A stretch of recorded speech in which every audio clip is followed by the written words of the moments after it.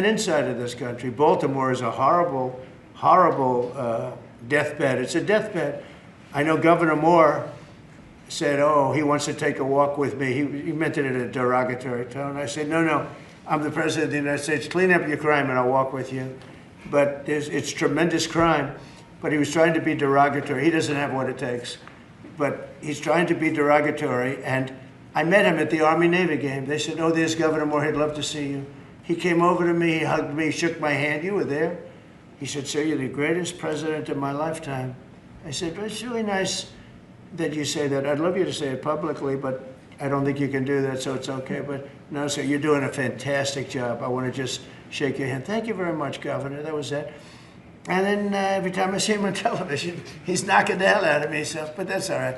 That's called politics. President Trump had referenced about them meeting at the Army-Navy game. And thanks to the art of the surge on Fox Nation, we have the footage. Mr. President, welcome back to Maryland, sir. Welcome back to Maryland. It's good to see you. In person, too. Thank you, sir. Great to see you. Great to see you. And great to have you back here. Great to have you. Thank you, sir. Thank you. Thank you. Well, we are very, very anxious to be able to work closely with you, and I know the Key Bridge is something that we're specifically focused on.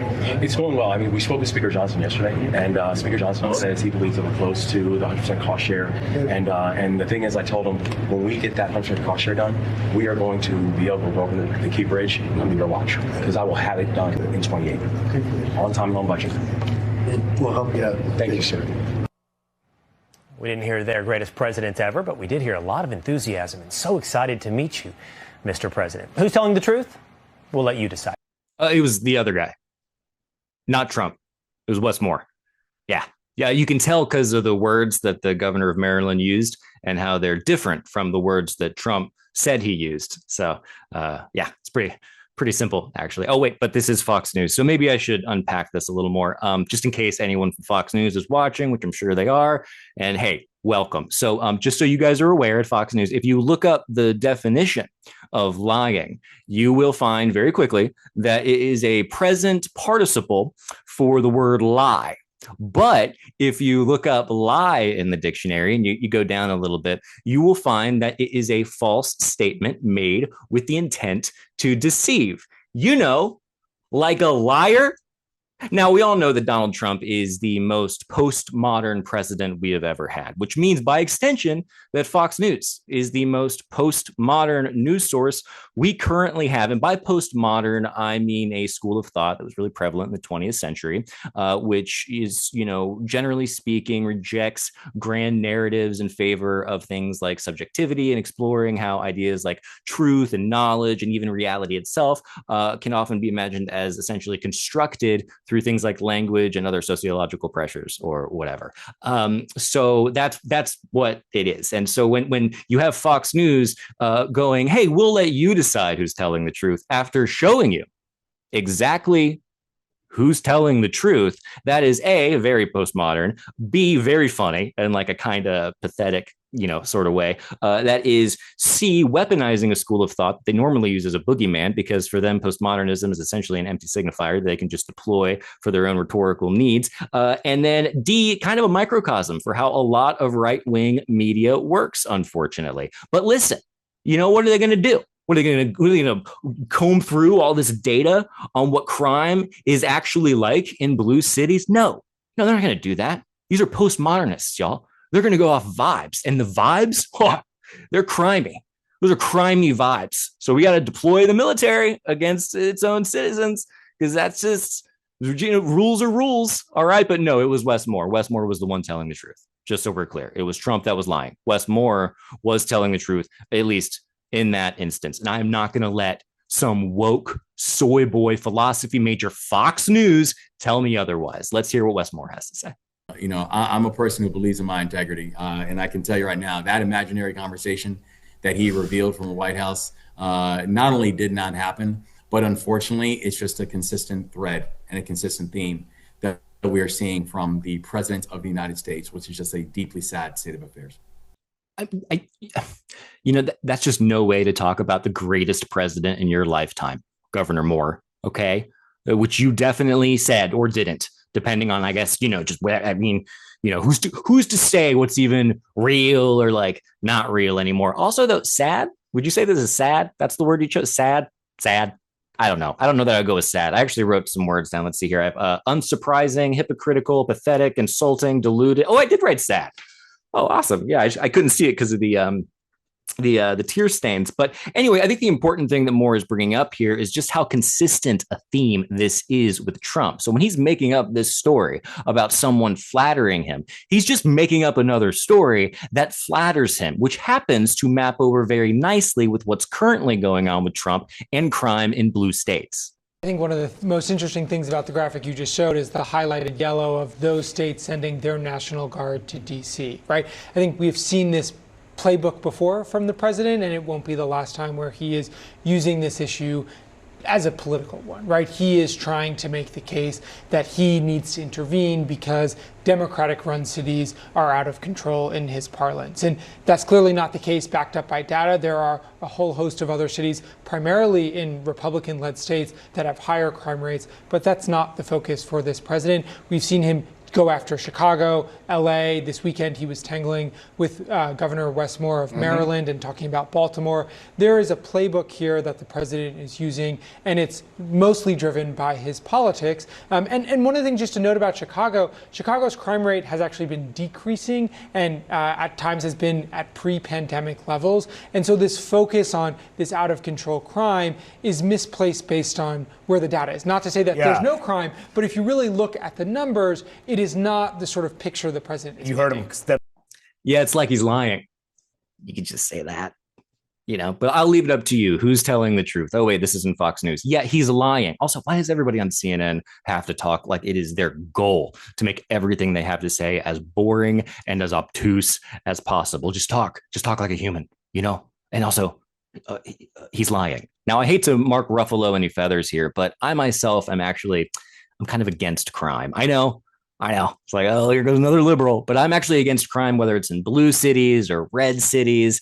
I'm actually just that much of a bleeding heart that I don't think crime is like a good thing. But what I think is interesting here is the parallel rhetorical goals of both how Trump is treating all of this crime in blue cities and how he's just making up stories about Wes Moore saying he's the greatest president in his lifetime. In both instances, they serve to make Trump look like a bright and shining hero, whether it's a hypocritical and ineffective governor singing his praises, or whether it is crime data that you can just ignore so that he can be presented as like the savior to these cities. In either case, he comes out looking great, okay? And I think it's also important to remember that one of the primary reasons Trump even ran for president to begin with so long ago was because Obama made fun of him. So since then, he's just been like, I'm the best. And so when CNN does this thing where they get on and go, well, I think this is political for him. I think what CNN should do is get a little Fox News on him, by which I mean go postmodern. You know what I mean? Like, what do you mean political? I know what I think political means to me, but what does it mean to Trump? I like to think that political to Trump just means a way of making himself look good. And that's kind of it. And also, I think that, hear me out, I know it's a lot of hot takes. I think that's bad. I really do. But I do wonder if the Democrats will learn from it and adjust their strategy accordingly. Let's find out. Redistricting, or gerrymandering, as some people know it. You've said you don't like talking about it, but all options are on the table when it comes to your state. There's only one seat here that is actually Republican, and it's a seat held by Representative Andy Harris. Are you considering trying to redraw lines in Maryland? Yeah, when I say all options are on the table, all options are on the table. Are you actively looking at it now? Yeah, because I think we have to. Yes, and I think we have to, because I think what's happened is this is what people hate about politics in the first place: the fact that the president of the United States, very similar to what he did in Georgia, where he called up a series of voter registrants and said, "I need you to find me more votes." We're watching the same thing now, where he's calling up legislatures around the country and saying, "I need you to find me more congressional districts." He's doing it. That may be different, but Democrats redistrict. You know this. Yeah. But Gavin Newsom's doing it right now. A few years ago in New York, we saw this. This can backfire. Do you really want to go down this road? I want to make sure that we have fair lines and fair seats, where we don't have situations where politicians are choosing voters, but that voters actually have a chance to choose their elected officials. We need to be able to have fair maps. And we also need to make sure that if the President of the United States is putting his finger on the scale to try to manipulate elections because he knows that his policies cannot win in a ballot box, then it behooves each and every one of us to be able to keep all options on the table to ensure that the voters' voices can actually be heard and we can have maps. In that one district where they have a Republican representative, that they are actively being represented in Maryland? I think if you look at maps across the country, less than 10% of congressional seats are actually competitive by nature. Less than 10%. And so if you look at the average win margin in our state and so many states, the average win margin is upwards of 20 to 30%. So that means we already have so many gerrymandered areas that we have to be able to add a measure of fairness in the way that it's applied. And so, yes, all options need to be on the table in the state of Maryland. I can't speak to what people hate about politics. I can say one of the things I strongly, strongly dislike about the Democratic Party is their tendency to make empty promises that are completely lacking in any sort of action, otherwise known as just politics in general. Now, do I think gerrymandering is good? No. Do I think it's a good idea? Potentially. Do I think it's a good idea in a state that only has one Republican seat? Not really, because I think Republican voters should have someone representing them who aligns with their political interests. I know. It's just hot takes galore. I'm on fire today. All right. Goodness gracious. Do I think Wes Moore is just saying all options are on the table so that he can throw out the idea of redrawing their maps on national television to gain some political points? I sure do. But what do you expect from a guy who thinks that Donald Trump is one of the greatest presidents in his lifetime?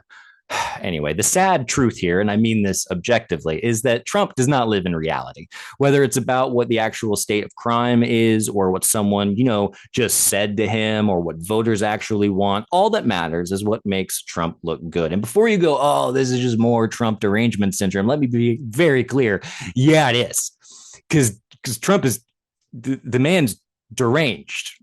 And that is, well, I'm going to cover this again and say it's bad.